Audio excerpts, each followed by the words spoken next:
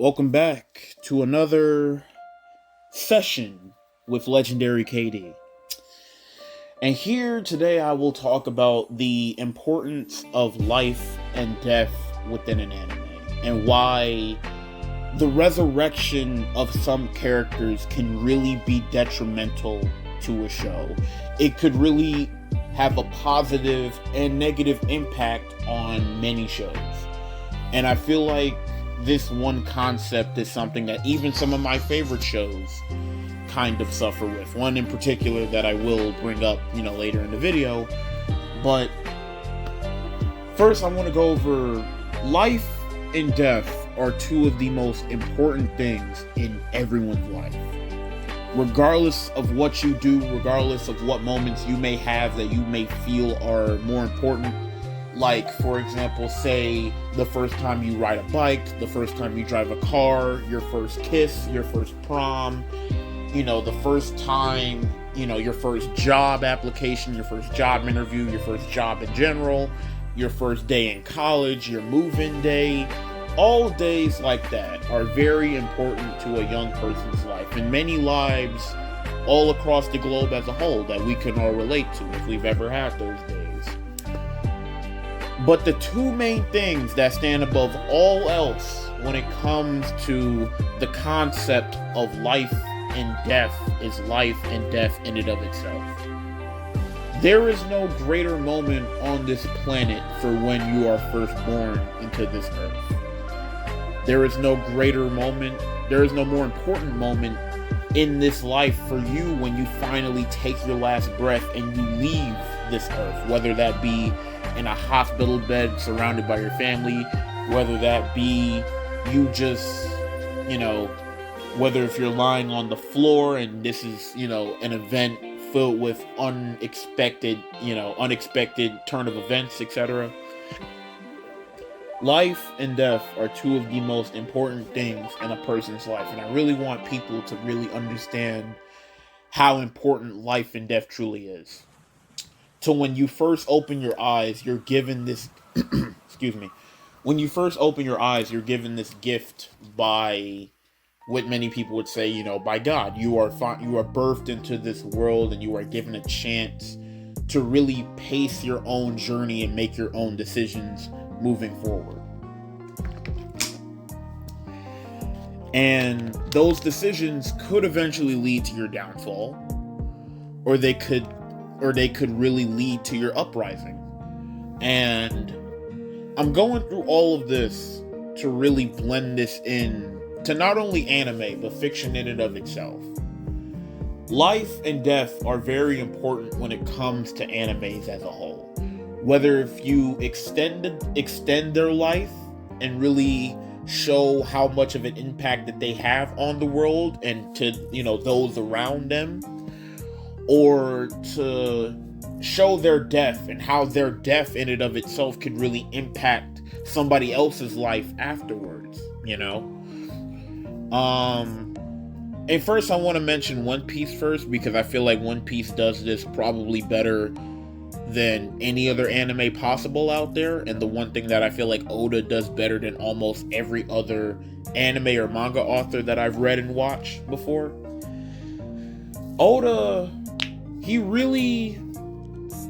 the deaths in One Piece really do a great job at showing how not only in their backstories, but in the current timeline of things. For example, in the Marineford arc, if you haven't seen it, I apologize, and spoilers ahead for many other shows in particular. I do apologize about this, because I have to give greater examples for the topic at hand. But Ace's death was such an impact, not only for Luffy's life, but the Straw Hats' life as a whole. It brought them all back together. And not only that, but it gave Luffy even more motivation to get stronger and to learn things like Haki, and to learn the technique of Red Rock, and to learn all of these gears, like Gear 4 Snake, Gear 4 Bounce Man, Gear 4 Snake Man, and again, probably the most iconic form that is in anime today being Gear 5. The very anticipated Gear 5, where One Piece fans will defend to hell and back for why it's the greatest form in anime history or whatever. I haven't gotten to that point yet, but I've heard many people praising to the gods about why this form is the best. But I'll get there eventually. But my point being is, Ace's death triggered this turn of events for Luffy. Without Ace, Luffy wouldn't have gotten this powerful. Luffy wouldn't have knocked out 50k, what was it, like 50,000 fishmen they were fighting or going to fight. Because of Ace's death, he has given Luffy the opportunity to become not only a stronger person physically, but stronger mentally.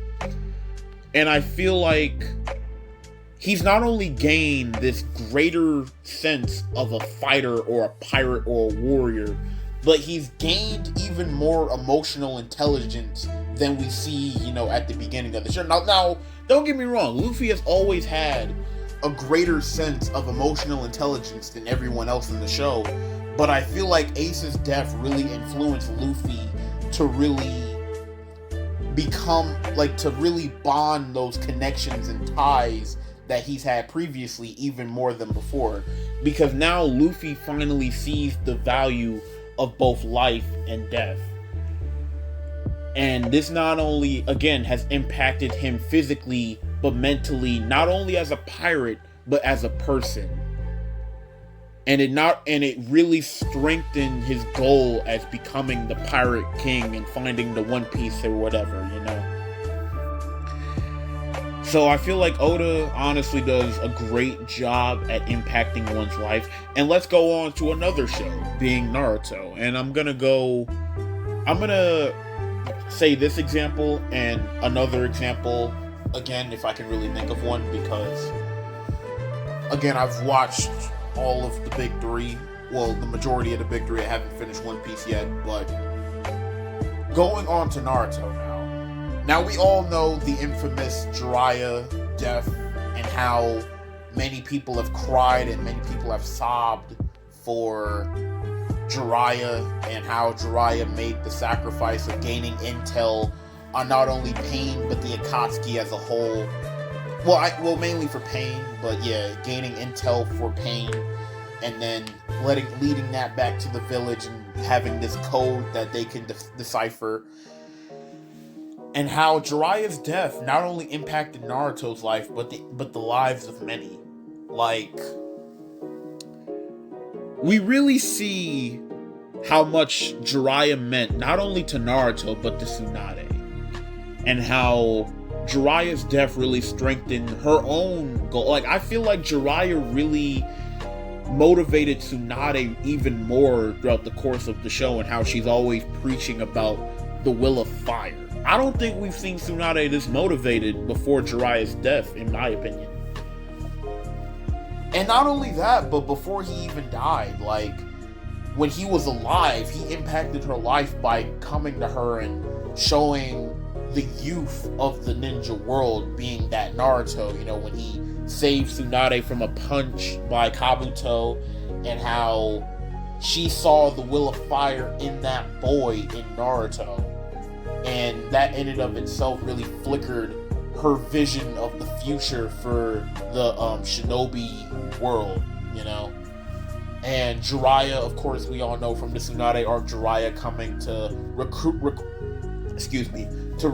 Tsunade and really get her to come back to the village and become the Hokage. Now, initially, I feel like if Naruto wasn't there, Tsunade definitely wouldn't have come back to the village, or had a reason to come back to the village, because Naruto showed her how the shinobi world can really, act, So it's not just Jiraiya that helped her to not really see the error of her ways, as I was gonna say, but really see a different path than what she once was on when it came to just gambling, drinking, and just blacking out, for the rest of her life, being a 40, 50-year-old woman at her age now, basically being a retired shinobi. But all the deaths of Tsunade's life really impacted her, and how the two people in her life, being her lover and her brother, and they both perishing, really impacted her life and really impacted her psyche for what she wants to do later in life. Those two deaths in her life, and seeing how dark the ninja world can be, and not letting, and seeing how those emotional ties that she's had really impact her down a dark path. Not like an evil path, but a path where she doesn't want to do this anymore. She wants to retire. She wants to get far away from, the ninja world as a whole.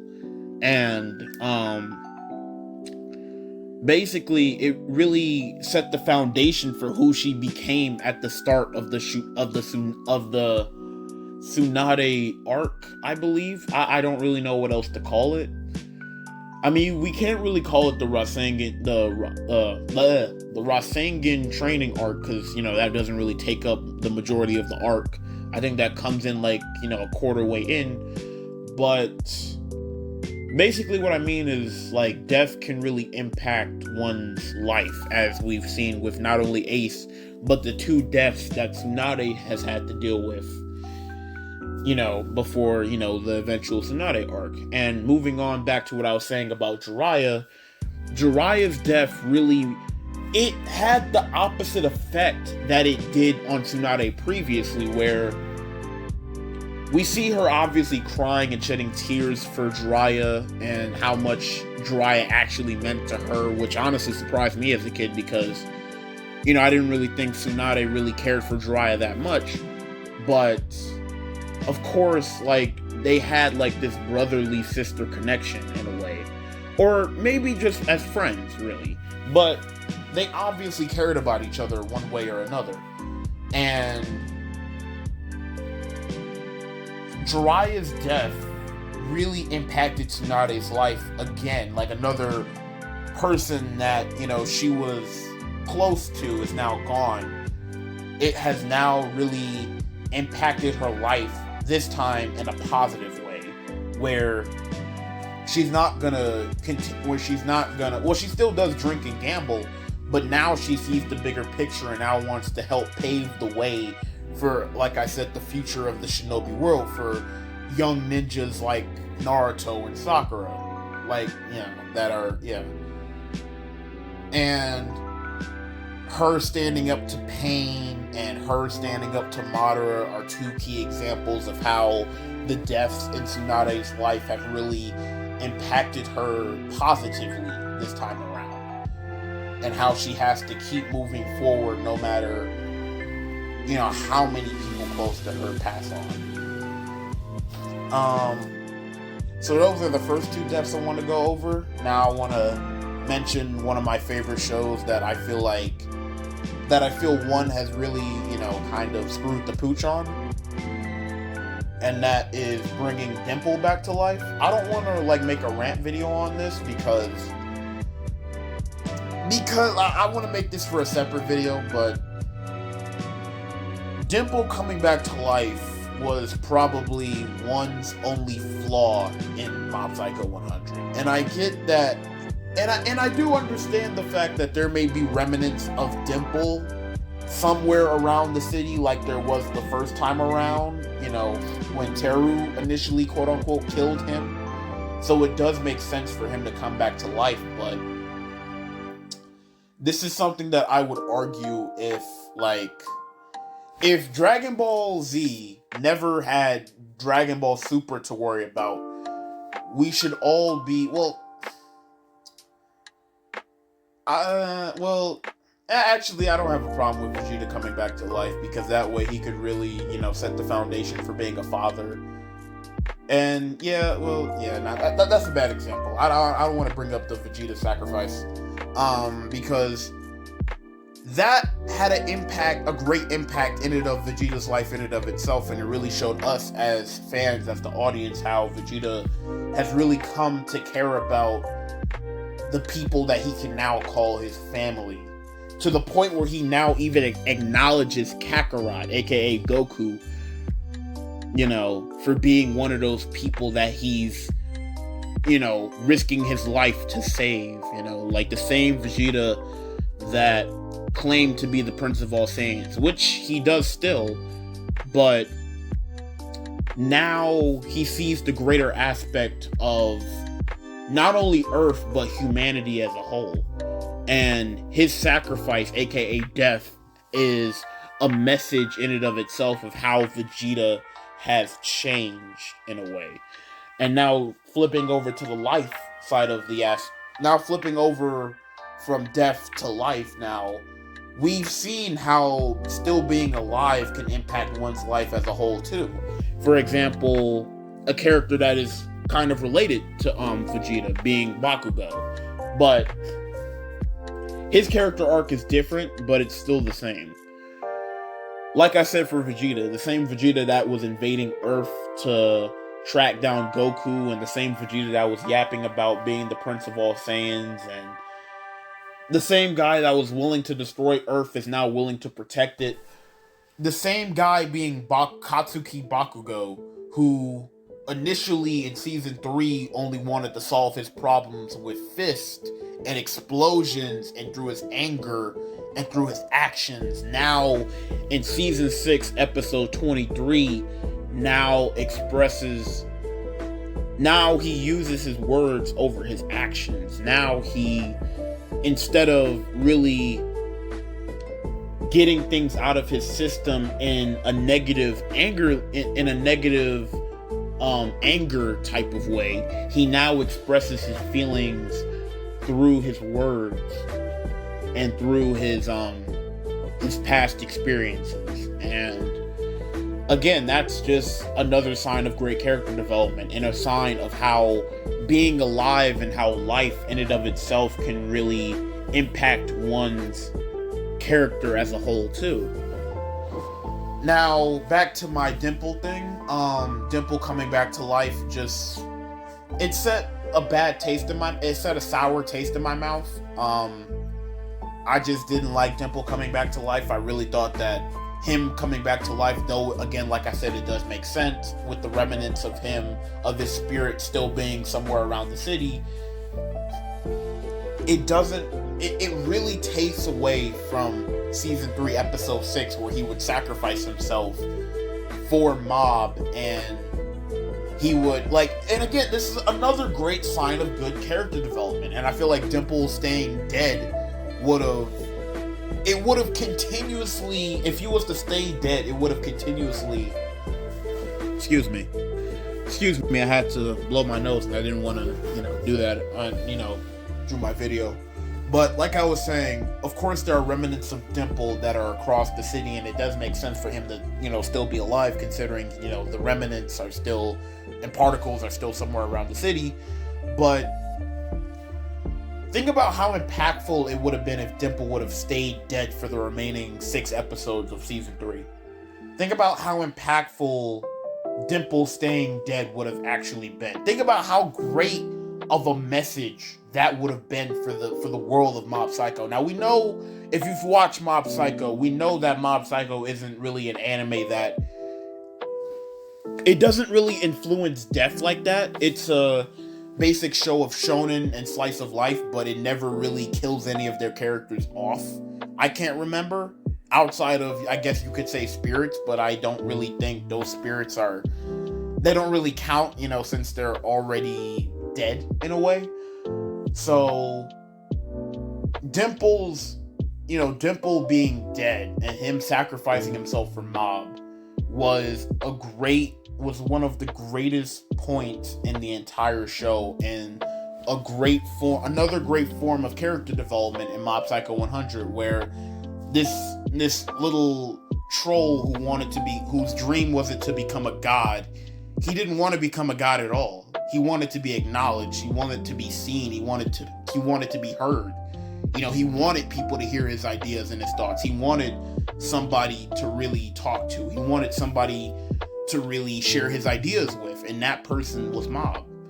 And that's why Many people would say in season 2 and criticize and say, why is Dimple just there? Why is Dimple not being utilized as this, as the god that he says that he is? Well, that's mainly because all this time, like it said in the anime, he didn't want to become a god. He just wanted to be acknowledged. What he wanted was a friend. And I literally almost teared up when I saw this in the anime, because it was such a beautiful tie-in to everything as a whole. And I don't want to go too deep into the greatness of Mob Psycho, that I will later in the future. But my point being is, the same guy that would pester Mob, and the same guy that would control people and bring them into a cult just so that way he could be acknowledged, him being with Mob is probably the greatest moments that he's ever had in his life. Some of the greatest moments that he's ever been a part of in his life, because for the first time, he's not controlling people. He's not forcing people to acknowledge him. He's finally simply being acknowledged by Mob, and Reigen too. And of course, Mob is, the more important aspect, because he acknowledged Dimple for a longer period of time than Ritsu and Reigen has, and even I think Teru does too. But Mob acknowledged Dimple and gave him a chance at life, and that grew, and that initial god complex that Dimple had grew into a friendship.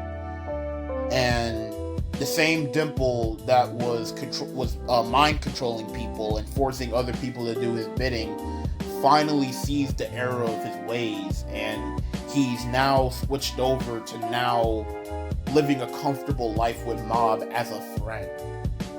And what really left a sour taste in my mouth was Dimple still being alive at the end of season 3, episode 6, because it leaves all the risk and all of the stakes of Dimple dying in that fight against the Broccoli just pointless. It leaves Mob walking away and Dimple saying everything's gonna be okay. It leaves that moment pointless it leaves that moment hopeless. Well, not hopeless, but it leaves it pointless.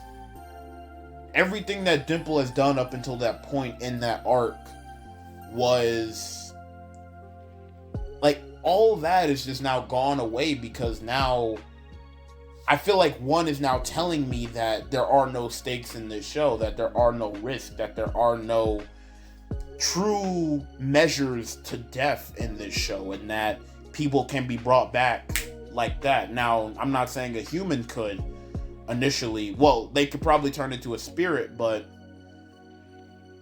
Dimple dying, he should have stayed dead, because that way he could finally pass on and reflect on his time with Mob, and how he finally has this one happy moment, this one happy core of really just, finally being acknowledged for somebody that actually cared about him and gave him a chance at life, So again, I found his character arc to be beautiful, but I'll go deeper into why I just don't like Dimple coming back to life in a later video. But yeah, man. One Piece, Naruto,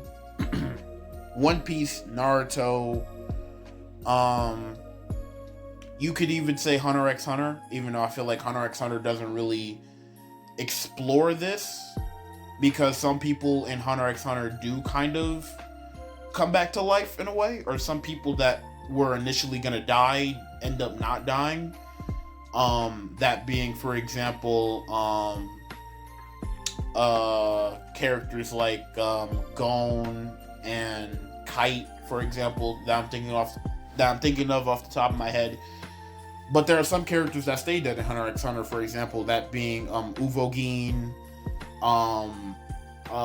Pakunoda, I believe, the girl who sacrificed herself by shooting everybody.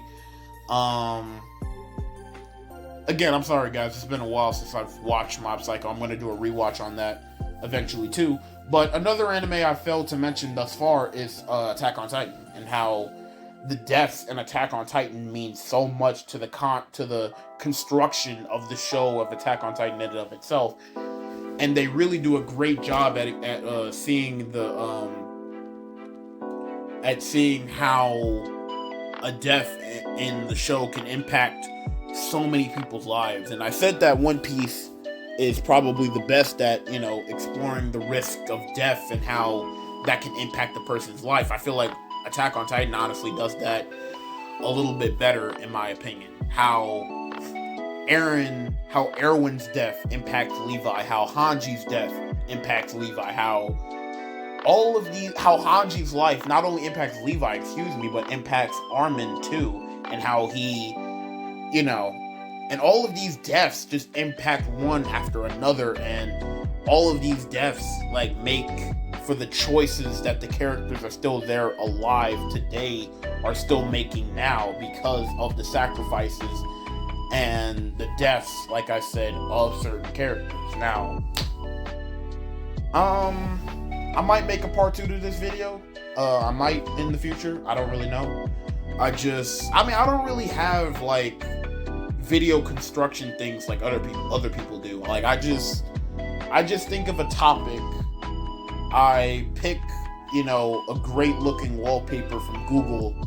I upload it, put it in my gallery, and I put it up, I record my screen, and here we are, man. I don't really have that, that unique of a setup like other YouTubers do. I just like to, again, YouTube in and of itself is just a big old video diary or a video journal that I like to really put my videos out on. And, you listening to my videos, excuse me, really mean a lot to me. So, yeah, man. Not going to beg for subscribers or views or anything like that. I'm just, again, here to express my thoughts and my opinions on certain things. And whether if this video only has 30 viewers or 20, that's good enough for me, man. So I appreciate y'all. I'm probably going to make a part 2 to this so that way I can really get some of my thoughts out there better than I did before, like I did with my JJK part, with my JJK ending too early video. Please watch that if you haven't. So if you love JJK.